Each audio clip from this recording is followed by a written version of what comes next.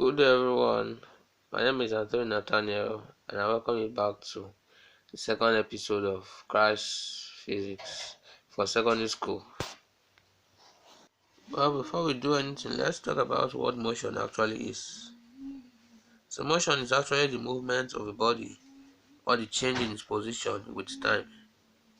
Now when we talk about motion, there are different types of motion. Actually there are four different types of motion. The first of which is Brownian motion, or we call it random motion in general, and it is the process whereby objects move irregularly.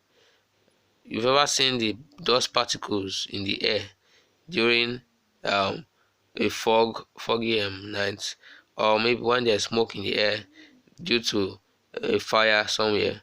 Now all those smoke particles, those dust particles, even pollen in the air, they exhibit Brownian motion, which is a random motion exhibited by particles when they are suspended freely in a suspending medium. Another type of motion we have is called translational motion.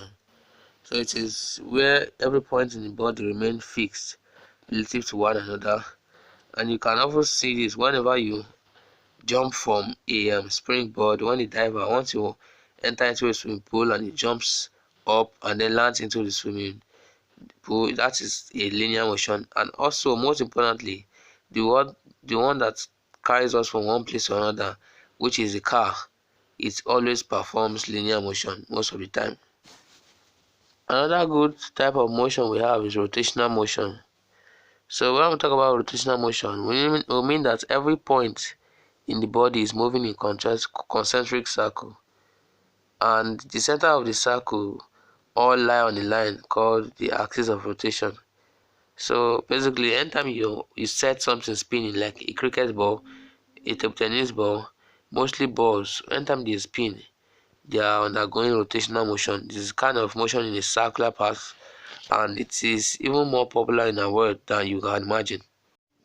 Finally, let's talk about oscillatory motion, which is also known as vibratory motion, and it is the motion that occurs when the body moves to and fro and reverses the direction of its motion, regularly returning to his equilibrium or center position.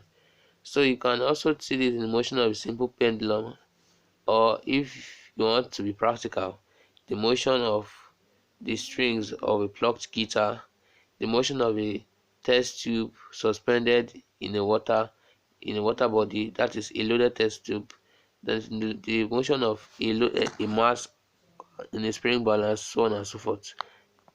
So I want to let us know that in spite of the division of motion into four different types, there is no clear-cut division in real life, because for example, when you look at the motion of this diver here, when in the first stage he is performing linear motion, and second stage, but in the third stage you can see that he's already begin to rotate, and that is rotational motion around his titanium center of gravity. Then at the end of the day he's performing linear motion. So it depends, you can have a mixture of motions. It's also known as a combination of motions.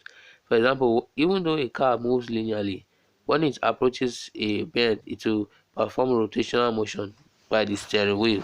So that is example of that.